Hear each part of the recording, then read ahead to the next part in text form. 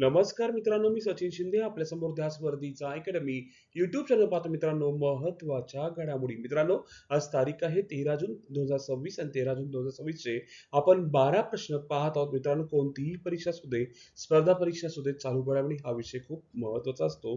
दररोज सकाळी 6:30 वाजता आपण पाहत असतो रोजचे 12चे प्रश्न. आपण सुरू करूया महत्वाचे प्रश्न. कालचा प्रश्न होता, संयुक्त राष्ट्राने कोणत्या दोन देशांच्या सुरक्षा दलांना लैंगिक हिंसाचाराच्या काळ्या यादीत टाकले आहे? त्याचं उत्तर आहे इस्रायल आणि रशिया या दोन देशांना काळ्या यादीत टाकलेले आहे. आजचा पहिला प्रश्न. भारतीय नौदलासाठी 20 ECGN-SS जॅमर्स खरेदी करण्याचा 449 कोटीचा करार कोणत्या कंपनीसोबत करण्यात आलेला आहे? पाहिला गेलं ASSPL या कंपनीसोबत करार करण्यात आलेला आहे. डिटेल पाहूया. 10 जून 26 रोजी नवी दिल्ली येथे 449 कोटीचा करार. ECGN-SS जॅमर हा प्रगत इलेक्ट्रॉनिक वॉरफेअर प्रणाली आहे. GNSS म्हणजे ग्लोबल नेव्हिगेशन सॅटेलाइट सिस्टीम. करार संरक्षण मंत्रालय आणि ACCORD म्हणजे accord software and system private limited Bengaluru यांच्यासोबत झालेला आहे. ठीक आहे, पॉईंट खूप महत्वाचा आहे, लक्षात असू दे. GNSS global navigation satellite system लक्षात ठेवा, पॉईंट खूप महत्वाचा आहे की नाही. आणि कुठली कंपनी आहे? Accord software and system private limited Bengaluru. या प्रणालीमध्ये जॅमिंग, ओके, आणि स्पूफिंग हे दोन मुख्य क्षमता आहेत. या प्रकरणात किमान 75% स्वदेशी घटकांचा समावेश आहे. दुसरा प्रश्न. उत्तर प्रदेश सरकारने तिहेरी तलाक आणि ऍसिड हल्ल्यातील पीडित महिलांना कोणत्या योजनेचा लाभ देण्याचा निर्णय घेतला आहे?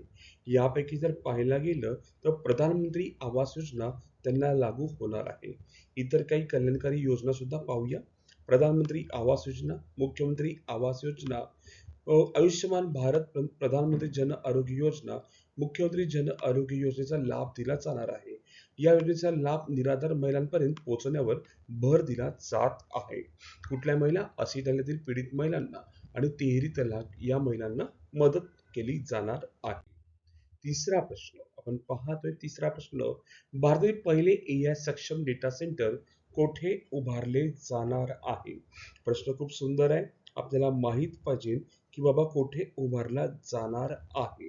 ठीक आहे, तर उत्तर आहे जामनगर, गुजरात मध्ये तो उभारला जाणार आहे. ऑप्शन नंबर किती मित्रांनो? 3 नंबर ऑप्शन आहे. रिलायन्स आणि अबाउट मेटा.com यांच्या भागीदारीत गुजरातमध्ये जामनगर ते उभारला जाणार. घोषणा 10 जून 26. प्रारंभिक क्षमता 168 मेगावॅट. 2028 पर्यंत होण्याचे लक्ष्य. 100% नवीनीकरणीय ऊर्जा चालणार. कूलिंगसाठी समुद्राच्या पाण्याचा वापर केला जाणार. हजारो GPUs आणि अत्याधुनिक AI तंत्रज्ञानाचा वापर होईल. पहिले AI सक्षम डेटा सेंटर. चौथा प्रश्न. राष्ट्रीय पुरस्कार विजेते चित्रपट निर्मिती भारती राजा यांचे मूळ नाव काय आहे? तर उत्तर पाहायला गेलं ऑप्शन नंबर 4 करेक्ट आहे. उत्तर आहे जर मित्र हो, चिन्नास्वामी पेरियामाया थेवर हे त्यांचं नाव आहे. ज्येष्ठ तमिळ चित्रपट दिग्दर्शक, निर्माते, पटकथा लेखक. 10 जून 26 रोजी चेन्नई येथे वयाच्या 84 वर्षी त्यांचं निधन झालं. त्यांचा पहिला चित्रपट 16 विटे निहिल 2004 मध्ये पद्मश्री पुरस्कार सन्मानित आणि 6 राष्ट्रीय पुरस्कार प्राप्त असे ते व्यक्तिमत्व. पाचवा प्रश्न आपण पाहतोय मित्रांनो, लक्षात ठेवा. विनिमय प्रणालीचे पूर्ण नाव काय आहे? प्रश्न सुंदर विचारले, पूर्ण नाव काय आहे असा आपल्याला प्रश्न विचारलेला आहे. त्याचं नाव आहे मित्रांनो विनिमयचं लँड पोर्ट मॅनेजमेंट सिस्टीम. लक्षात ठेवा. ऑप्शन नंबर किती आहे? 3 हे त्याचं उत्तर आहे. काही आहे पाहूया. 9 जून 26 रोजी केंद्रीय गृहमंत्री अमित शाह यांनी नवी दिल्ली येथे त्याची सुरुवात केलेली आहे. काही आपण डिटेल पाहूया. भारताच्या भूसीमावरील मालवाहतूक आणि प्रवासी वाहतूक डिजिटल करण्यासाठी ही प्रणाली विकसित करण्यात आली आहे. देशभरात सध्या 15 भूबंदरे कार्यरत आहे, त्याचं काम ते केलं जातं. ओके, नेक्स्ट 6वा प्रश्न. कोप 31 परिषद कोणत्या शहरात आयोजित करण्यात केली जाणार आहे? कोप 31 परिषद पाहायला गेलं अंतर्ल्या या शहरात केली जाणार आहे. लक्षात असू द्या आपल्याला. ठीक आहे, कुठे? अंतल्या येथे ती केली जाणार आहे. कोप 31 चे आयोजन तुर्कीतील अंतल्या येथे 9 नोव्हेंबर ते 20 नोव्हेंबर दरम्यान होणार. 35x35 लक्ष्य जाहीर करण्यात आले. जर 35 पर्यंत जागतिक विद्युतीकरणाचा वाटा 20% वरून 35% करण्याचे उद्दिष्ट आहे. जागतिक लक्षात ठेवा. ठीक आहे. पुढे 7वा प्रश्न आपण पाहतोय. ओके. पाण्याखाली सर्वात उंच मानवी टावरचा गिनीज विश्वविक्रम कोठे नोंदवला गेला? पॉइंट खूप महत्वाचा आहे. आपल्याला याचं उत्तर माहीत पाहिजे.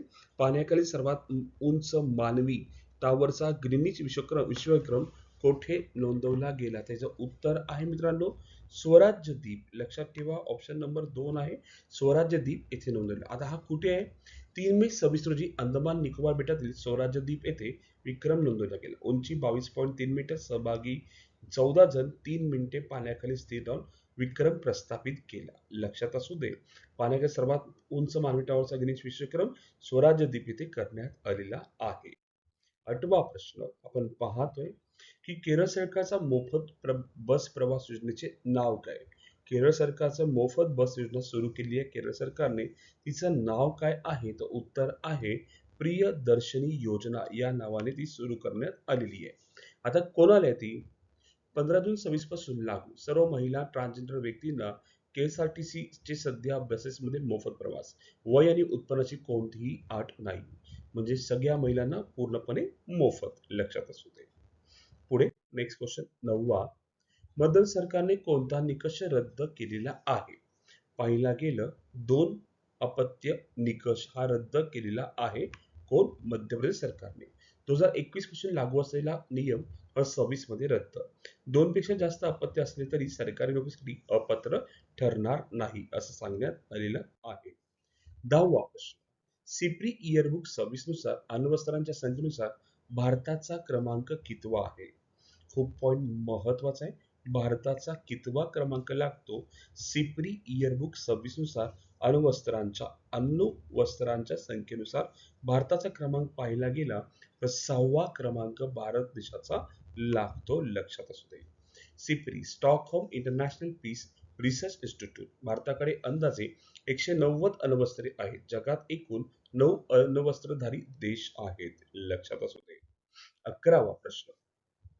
ICC पुरुष वन डे संघ क्रमवारीत प्रथम क्रमांक कोणता संघ आहे? प्रथम क्रमांकावरती कोणता संघ आहे असा आपल्याला प्रश्न विचारलेला आहे मित्रांनो. याचं उत्तर सुद्धा आपल्याला माहित पाहिजे. तर पाहिला गेलं आपला देश भारत देश आहे. आपला देश भारत देश आहे. भारत 118 रेटिंग सह प्रथम स्थानावर आहे. न्यूझीलंड दुसऱ्या स्थानावर आहे. ऑस्ट्रेलिया तिसऱ्या स्थानावर आहे. हे आपल्याला माहित असावं. 12वा प्रश्न आपण पाहतोय. 12 जून रोजी कोणता दिवस साजरा केला जातो? ऑप्शन आहे उत्तर आहे ऑप्शन नंबर 2 मित्र हो की बालमजुरी विरोधी जागतिक दिन. बालमजुरी विरोधी जागतिक दिन 12 जून रोजी साजरा केला जातो. आणि पाहायला गेलं 14 नोव्हेंबर राष्ट्रीय बाल दिन साजरा केला जातो. हे सुद्धा आपल्याला माहित पाहिजे. आणि 3 जानेवारी रोजी बालिका दिन साजरा केला जातो. तिन्ही पॉइंट आपल्याला माहित असावे. आजचा प्रश्न आपल्याला माहित असावा. भारताच्या पहिल्या स्वदेशी सुपर प्रेशर बलूनचे नाव काय आहे? भारताच्या पहिल्या स्वदेशी सुपर प्रेशर बलूनचे नाव काय आहे? ऑप्शन आहे गरुड, वज्र, विस्ता, उड्डाण. आपल्याला कमेंट मध्ये उत्तर सांगायचं की उत्तर काय असू शकतं. खूप छान पॉइंट आहे मित्रांनो. गरुड, वज्र, विस्ता, उड्डाण भारताच्या पहिल्या स्वदेशी सुपर प्रेशर बलूनचे नाव काय आहे? आणि मित्र हो सर्वचे सर्व आपण प्रश्न 12च्या 12 प्रश्न घेतलेले आहेत. प्रत्येक प्रश्न ताकदीचा आणि महत्वाचा आहे. आपण प्रॉपरली वाचन केलं, वाचून घेतल्यानंतर लिहून काढलं तर आपल्याला प्रत्येक गोष्ट समजत जाईल. ठीक आहे. आज आपण इथेच थांबू. उद्या याच टाइम रोजी याच वेळी भेटू मित्रांनो. धन्यवाद. थँक्यू.